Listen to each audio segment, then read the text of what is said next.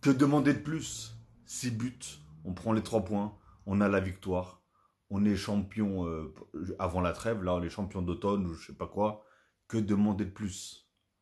4-2, Paris Saint-Germain-Monaco. C'est pas beau tout ça, franchement. Et j'ai vu de belles choses, j'ai vu des moins bonnes choses. Est-ce que vraiment j'ai envie de rentrer dans la vidéo avec l'arbitrage? J'ai même pas envie de parler de ça. Parce que ce soir, hein, et pas que d'un côté, hein. Franchement, je veux pas dire que d'un côté, hein. C'est vrai que pour Paris, il a été catastrophique l'arbitrage, mais il y a eu certaines choses aussi pour Monaco, que c'était vraiment très très limite, hein, tout simplement. Mais bon, sinon, que demander de plus, les gars? Allez Paris, allez Paris. Franchement, première mi-temps parisienne, deuxième mi-temps pendant les 20-25 minutes, ça a été monégasque, hein. Franchement, ils nous ont un petit peu marché dessus au début de la seconde mi-temps. Mais sinon, après, Dembélé qui commence à cadrer, Dembélé qui met des doublés, Gonzalo Ramos qui rentre encore une fois. Qu'est-ce qu'il fait?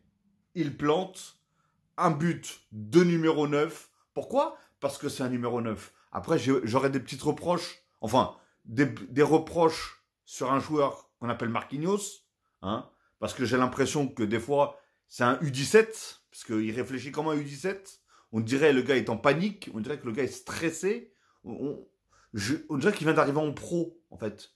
Il fait certaines choses qu'un gamin ferait quand il arrive en pro. Et après, Luis Enrique aussi. Luis Enrique, tellement de choses à dire. Je ne comprends pas. Franchement, je ne comprends pas. C'est... Après, vous allez me dire quoi? Vous avez gagné, non? Limite, ça lui donne raison. Mais c'est très mauvais. Son truc, là, il est très mauvais. À placer chaque joueur, pas du tout à son... Il place des joueurs, pas à leur poste, mais pourtant, il y a des joueurs qui peuvent jouer à leur propre poste.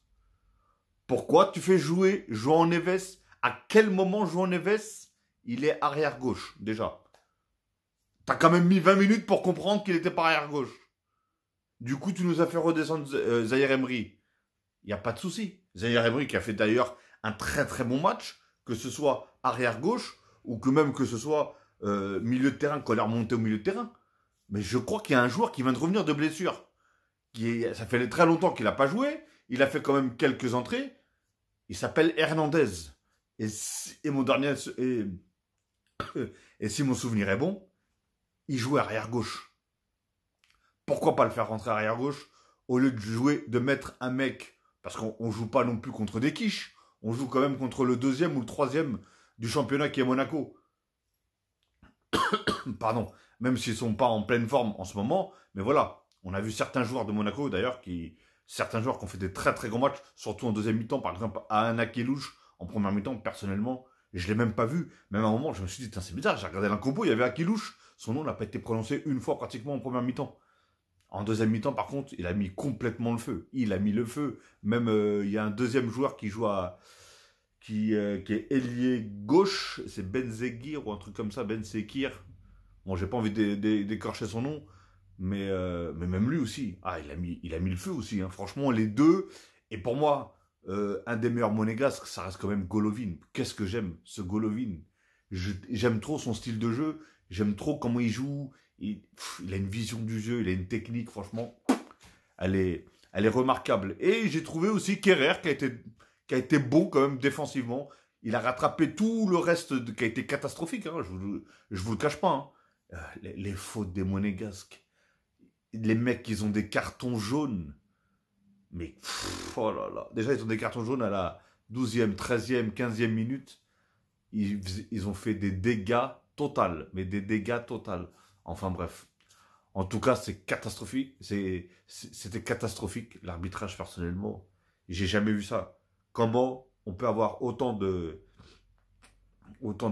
mauvaises décisions arbitrales, pardon. T'as une VAR.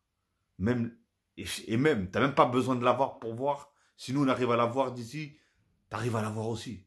Sans même les ralentis. Mais enfin bref. Voilà. On s'en fout. Marquinhos, par contre, ouais, comme j'ai dit, Marquinhos, le gars qui balance. Parce que, attends, le gars, il fait un dégagement, il donne la balle au Monégasque, alors qu'il n'est même pas pressé. Il peut la dégager n'importe où sur le terrain.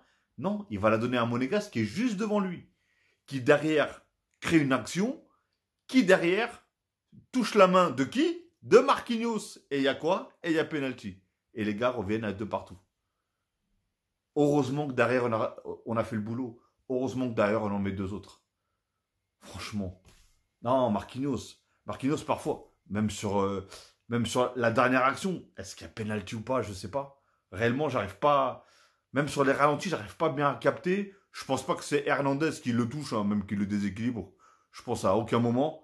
Mais j'arrive pas à voir bien comment Marquinhos, mais il aurait pu siffler penalty. Autant il n'a pas sifflé, mais il aurait pu le siffler. Une grosse erreur encore de Marquinhos de se jeter comme ça. Encore une fois, ça c'est comment dire, un geste de faiblesse presque. Qu'est-ce que tu te jettes comme ça? Tu te jettes comme ça. Je te dis, t'es un nouveau, il n'y a pas de souci. Enfin, il n'y a pas de souci entre guillemets. Mais toi, t'es professionnel. Ça fait 150 ans que t'es au PSG. 150 ans que t'es en professionnel. Et tu nous fais des âneries pareilles. Ah, t'étais pas du tout dans ton match, Marquinhos. Pas du tout dans ton match.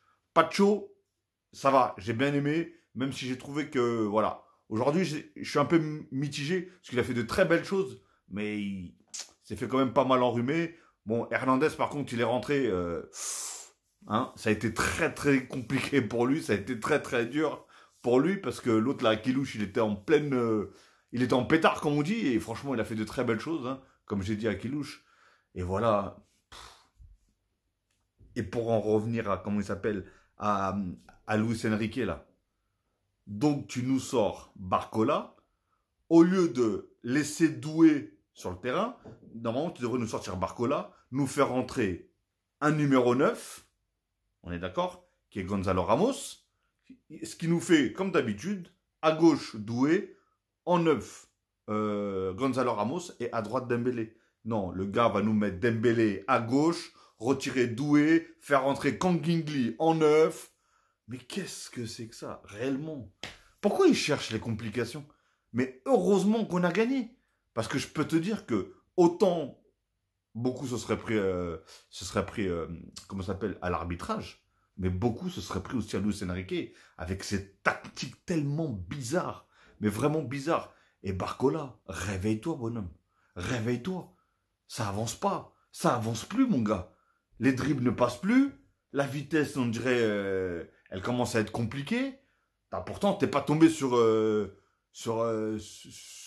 meilleur défenseur du monde. Mais même comme ça, t'avais du mal à l'éliminer. Bah, franchement, c'était incroyable. Après, Vitinha, excellent. João Neves, excellent. Fabian Ruiz, qui dans l'ensemble, pour moi, il a fait un bon match. Hein, qu'on l'aime ou pas. Pourtant, je suis le premier à le critiquer. De qui vous voulez que je parle? Et Donnarumma. Donnarumma, lui, il va se dire, on me reproche de pas sortir. Quand je sors, on me balafre la tête. Mon frère, il y a une balafre là. Il vient de la faire montrer avec des agrafes, des points de suture ou je sais pas ce que c'est. Mais incroyable.